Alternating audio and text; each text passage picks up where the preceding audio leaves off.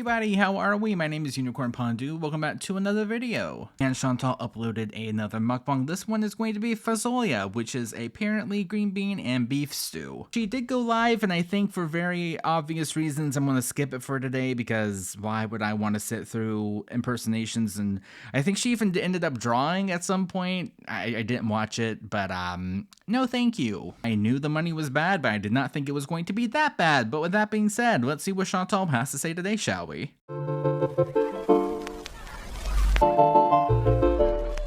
Hello, foodie beauties.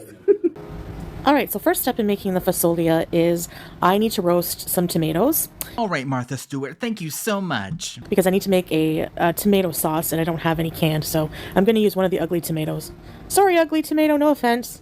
And I'm just going to pour a generous helping of olive oil all over them. Okay, important question. It might be a little bit stupid, but did she wash them? Of course, I'm going to rub it in before they go in the oven. And I'm going to add some, well, a lot of black pepper apparently. And they're going to go in the oven till they're cooked. And now we're going to marinate the beef for about an hour with a bit of lemon juice. That will tenderize the meat. We're going to put it in the fridge for an hour and let it sit. And I'm also going to add some seasoning. Yes, I see the lemon seed. No, I don't think she actually took it out. So I'm going to add some cumin.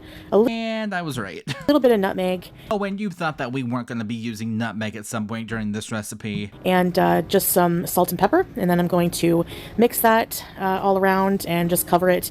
And like I said, just let it marinate in the fridge. The lemon will tenderize the meat at least a little bit, hopefully anyways. And then after the hour, we're going to cook the beef in a little bit of oil until the all sides are browned, maybe like 2 to 3 minutes each side, basically. We're going to flip the pieces individually, one by one, and that will add more flavor to the beef. Well, I thought turning the meat over would just cook it more evenly, but, you know, I guess it adds more flavor, apparently. As well. And the view from my living room window while I'm cooking. Oh my god, I love that. It's the water, but like really far away. I love that for her. Also, on top of that, she forgot to mention the parking lot right below her window, but, you know, we're not going to be mentioning that at all. It's just so gorgeous. That's the sea there that you're seeing, so. Oh my god, that's the sea that we're seeing right now? I love the fact that I saw the sea that I saw. Oh god, who did she watch? And then we're going to add about 5 cups of water. And the idea here is to let the beef simmer. So we're going to add 2 beef bouillon cubes. This is optional, but I like the holy mother of sodium flavor of it. It enhances the meat flavor. So we're just going to cover that now. And we're going to let that simmer on like medium low, mostly low, for a good half an hour. And yeah, the tomatoes should be done. So here they are. And I know they don't look like much. They look a hot mess. And but the peel will come off of here and the flavor will be really nice because of the olive oil. So I'm just going to crush these up with some clean hands. Hands work best, yeah, in my opinion. And here are the cut and washed green beans. Now these are fresh. No, how absolutely dare you? They are fresh. They're so fresh. You can use frozen, but I'm using fresh for this recipe. So, and we're going to cook down some onions, medium onion and 2 cloves of crushed garlic in a tablespoon of olive oil and a tablespoon of butter. And we're going to cook this down until they get, well, basically nice and brown, like cooked, pretty much fully cooked, and, you know, translucent and whatnot. So you might want to cook the onions first and then the garlic, but whatever. And then you're going to add the beans and you're going to cover them and stir them every few minutes for about 15 minutes total. So give them a stir every 2 to 3 minutes and cover it again and just let them cook with the... Okay, you know what? I'm going to say it. Minus the bouillon cubes because that is a lot of sodium. This looks really good. Not going to lie. The onions and garlic until they're mostly tender. Yeah, I'd say about 15 minutes. They don't have to be fully cooked because they'll cook more with the beef. So, and here is the crushed tomatoes. I know I made quite a mess, but whatever. And we have some reserved beef broth liquid. Tongue twister there on the counter. And here is the final result. So I added the tomato paste. Yeah, even all put together. Doesn't actually look that bad. And, you know, some more of the broth and the beans to the beef. And I covered it and I let it simmer on medium low. And that was for about, I would say, a good hour. And yeah, I'd say about a good hour and 15 minutes or so until the beef, you just want to test the beef, make sure that it's very tender. And so it was, yes. And here is my Egyptian style rice. So I'm going to plate this up and we are going to eat. Let's go. And the cherry on top of it all. Hello guys, hello. Welcome back to another video. Today I have, I made the fasolia finally. Oh my god, no way. It's just like we watched you make it or something. Yes, the green beans were still good. And the beef, yes. I got some pickles. And my rice. I make the best rice, I swear. Practice makes perfect. Diet Pepsi, or Pepsi Zero, whatever. Pickle. It's fine because you're only eating out 3 times a week, even though it's been more like 6 or 7, but you know, who cares about numbers? Bismillah, beauty bite. Love you, babe. Love you too, sweetie. So, how long was he standing there before saying that? That scared me, but then I went, aw. Thanks, man. You know we gotta have hot sauce. You already know. So I think the neighbors had a baby because I hear crying a lot. And it's like a newborn cry. It's not like the, you know, it's like more like a I want milk cry and not more of a I want the newest creepy doll on the market cry. Let's try this. I made this?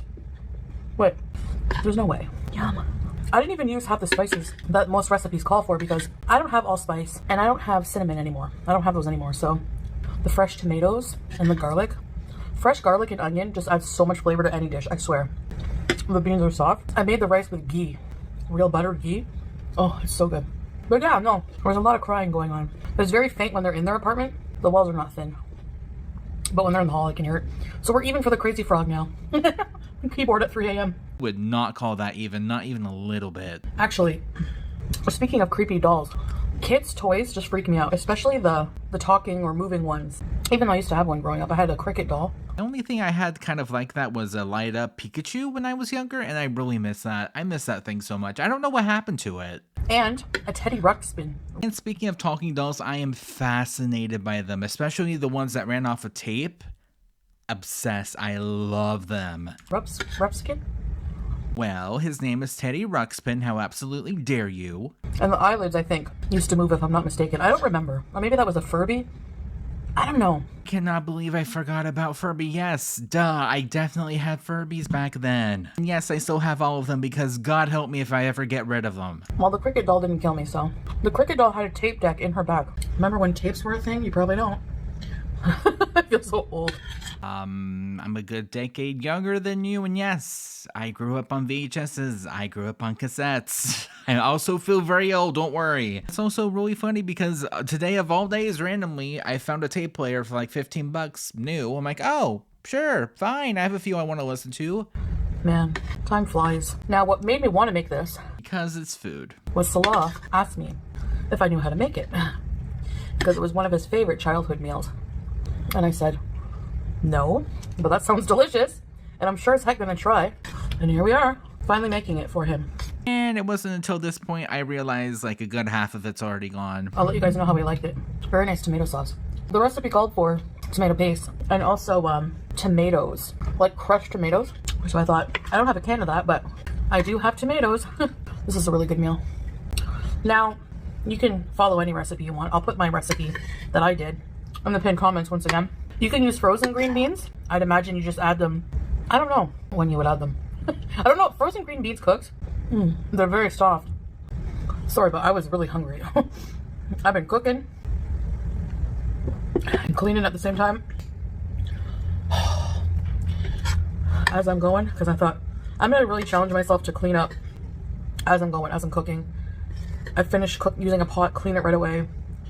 Because I see so many memes of this, but you ever like finish doing a million dishes and then you forget about the final boss on the stove that you didn't soak? I hate scrubbing pots. Yeah, so that's when you go, okay, well, darn, this thing has to soak. Dang it, I can't clean it right now. Anyways. Anyway, I don't think I would like this with as many spices. Like cinnamon, nutmeg, and allspice. Sometimes I'm in the mood, but sometimes no. Just the flavor of the tomato, like the fresh tomato, and the fresh garlic and onion. Honestly, it's just, that's enough. And the beef. So I have some beef broth left. I'm gonna make, I think I'm a gravy with it tomorrow maybe, for some roast chicken and mashed potatoes. Man, and I say this with all sincerity. For some reason, my brain is addicted to the junky fast food, sure. But when I just push myself and make meals, homemade, they're just so much more tasty. Like, they're just so good. Yeah, so I give the Martha Stewart era 3 to 4 days before she goes, guys, it's just more cost efficient if someone else cooks it for me. We have to eat out. Like, I don't know. Anyway, yeah, so thank you for having dinner with me. I hope you enjoyed this recipe video. And I will see you guys in the next one. So see you later. Bye, guys. Dishes are done. So is this video. So with that being said though, thank you guys so much for watching, and I'll see you guys in the next one. Bye.